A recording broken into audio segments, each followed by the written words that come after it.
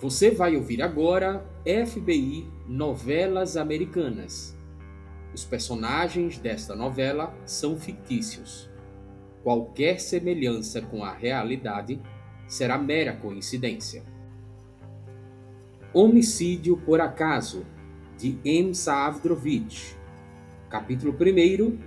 Férias num transatlântico de luxo. Scott Duncan subiu a passarela, acompanhado por McDonigan e por Little Ford, seus companheiros que carregavam as duas malas. Minutos antes, havia apresentado o passaporte no prédio da alfândega.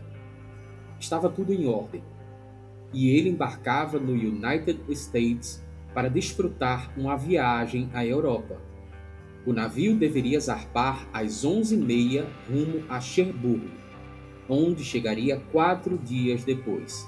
Em seguida, iria para Paris, onde passaria 2 semanas.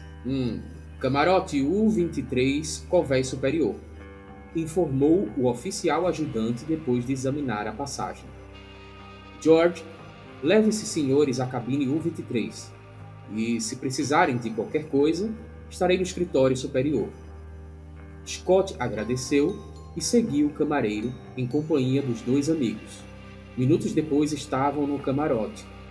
Deu uma gorjeta ao empregado do navio e, voltando-se para os amigos, exclamou: muito bem, vamos dar uma olhadela aqui nesse lugar.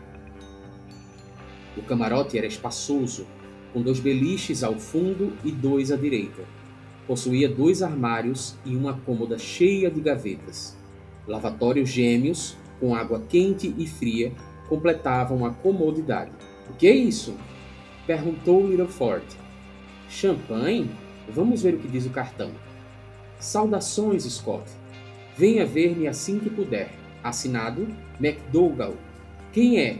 Algum dos milionários com quem você vem lidando ultimamente?" "Andrew McDowell é o meu tio materno e cozinheiro-chefe do navio", informou Scott sorrindo. "Um homem muito importante. Dará a você os melhores quitutes, sem dúvida", disse Littleford com um ar gozador. "Você é um cara de sorte. Primeiro salva a filha do milionário, depois, em vez de agradecer, como sempre acontece, o velho convida para dar uma volta nesta banheira. Ida e volta até a França. Vocês precisam ter visto a cara do inspetor Simons." Sorriu o taciturno McDonigan. O velho Smith ficou furioso quando recebeu o convite de volta. Foi falar com Simons e perguntou se havia alguma lei impedindo um agente do FBI de ter férias. Passou um sermão em Simons durante um quarto de hora e, quando acabou, o inspetor concordou em dar férias a você, meu chapa. Foi gozado. "Precisamos acabar com esta garrafa de champanhe antes do navio zarpar", exclamou Littleford, começando a abri-la. E depois de encher as taças, levantou a sua, dizendo: "Feliz viagem, Scott. Divirta-se na França." "A saúde de vocês", respondeu Scott. Estava um pouco cansado e ansiava pela saída do navio. Procuraria um lugar sossegado no covés e se sentaria para repousar. "Na certa tem companheiros de viagem", disse Littleford. "Esse camarote é muito grande para você sozinho. Ou será que o velho Smith teria providenciado uma cabine deste tamanho em agradecimento?" Scott balançou a cabeça, sorrindo. A viagem fora um presente fabuloso. Seria querer muito ficar sozinho no camarote. As passarelas já haviam sido retiradas. Apoiado na amurada, Scott acenou para os amigos. Littleford, do cais, tirou o chapéu com o qual respondeu ao cumprimento.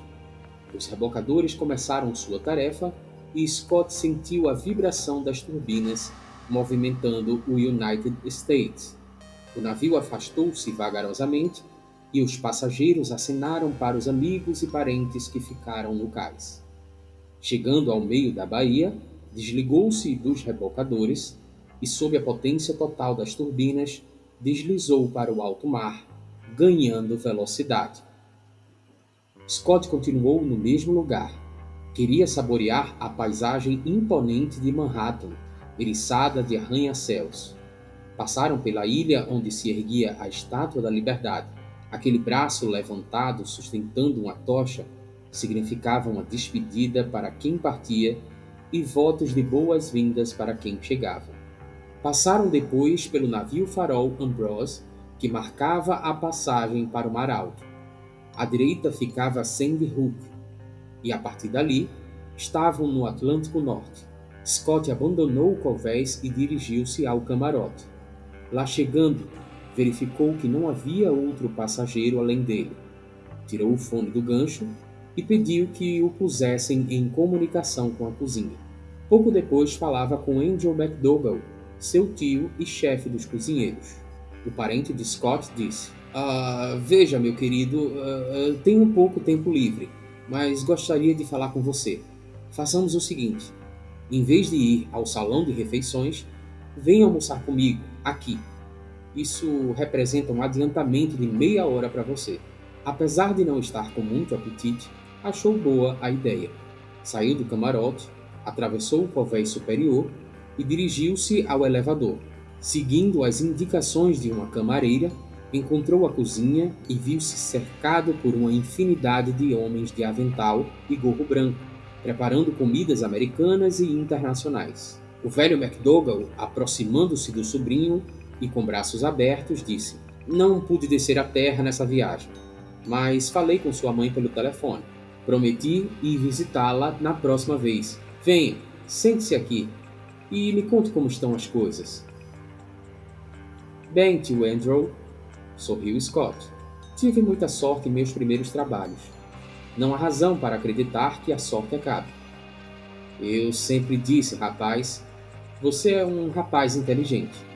Saiu a família da sua mãe, afirmou o chefe de cozinha. Fez um sinal, chamando um dos cozinheiros, que logo se aproximou. Este é meu sobrinho Scott, faz parte do clã dos Duncan, exclamou ao fazer as apresentações. Scott, esse é Fred Larkin, do clã dos Larkin. Pode começar quando quiser, Fred. Fred ficou encantado em conhecer Scott e começou a servir o almoço. Lagosta, disse McDougall, e um pouco de caviar como entrada. Depois, fazão à Breton com trufas e molho. Eu acho que vou fazer as refeições com o senhor, tio Andrew.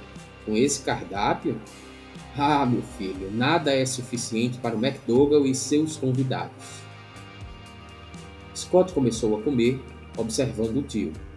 Usava calças azuis e jaqueta vermelha, com uma corrente dourada, e tinha um aspecto imponente. Soubera pela mãe que Andrew era um verdadeiro escocês de tão pão duro, e só comia sanduíches de queijo quando estava fora do navio. Bem, mas quando a despesa corria por conta da companhia, a coisa era diferente.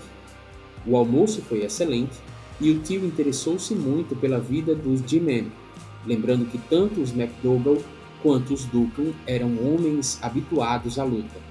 Seu avô alistou-se como voluntário na Guerra dos Boers e morreu ao som da gaita, como um verdadeiro escocês. Seu pai e eu lutamos na Primeira Guerra Mundial, onde ele ficou para sempre caído na ofensiva alemã ao Marne. Seu trabalho, segundo ouvi dizer, sobrinho, é uma verdadeira guerra, e sei que deixará a bandeira de seu clã em posição de destaque. Agora prove este porto e dê a sua opinião. O porto era excelente. Quando terminaram de beber, McDougall consultou o relógio e murmurou: Preciso ir ao salão, verificar se está tudo em ordem. Devo ajudar o chefe do refeitório. Nosso serviço a bordo é um dos mais importantes. Apareça por aqui de vez em quando e tomaremos uns traguinhos. Afastou-se com o ajudante e Scott voltou ao convés superior, onde ficou apoiado à murada, fumando um cigarro. Mais adiante, havia um homem com a aparência de estar contemplando o oceano. Scott sentia-se extremamente à vontade e a viagem prometia ser agradável. Boa comida, cabine confortável, sossego, tranquilidade. Alguma coisa, porém, obrigou ele a inquietar-se. Um camareiro passou junto à murada e, sem olhar sequer para o outro homem, murmurou baixinho: U-23. Um dos requisitos ao aspirante e a agente do FBI é poder ouvir uma conversa a 15 pés de distância. Scott tinha um bom ouvido, mas a distância era grande e o camareiro falara em voz muito baixa. Scott ficou em dúvida do que acabara de ouvir. Por que o camareiro se dirigira ao homem daquele modo estranho e disfarçado? Sorriu, lembrando-se de que não estava em serviço. Acendeu um cigarro e viu o homem se afastar. Soltou uma baforada, pensando: que importa? Estou a bordo para descansar e aproveitar as férias. E depois de ter cuidado de um caso trabalhoso e complicado. Um caso muito perigoso. Porém, logo depois, Scott pensou: e se ele realmente disse o 23? Esse é o número do meu camarote. Acompanhe nos próximos episódios se aquele camareiro tinha falado realmente o 23.